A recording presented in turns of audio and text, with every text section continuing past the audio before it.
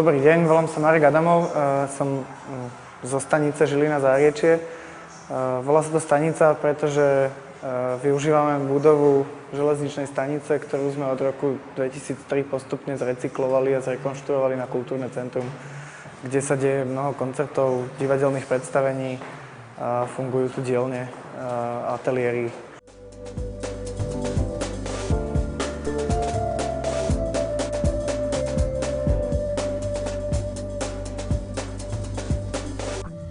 Toto za mnou je naša posledná realizácia. Je to naša nová divadelná budova. Ako strechu sme využili nadjazd, ktorý ide pri stanici. A celá budova je postavená z pivných prepraviek, slámených balíkov a hliny. A je to taký prototyp. No, tu by sme chceli ďalej vybudovať veci, ktoré súhrne označujeme ako camping.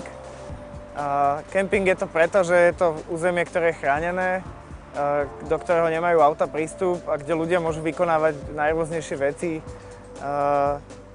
kde sa môžu venovať ďalšej tvorbe. Je tu legálna zóna pre graffiti, pretože je tu veľa betónu. Ten nadjazd vytvára podmienky pre rôzne workshopy a vôbec vlastne je to taký novodobý druh parku, taký trochu industriálny, ale presne taký, ako do mesta patrí.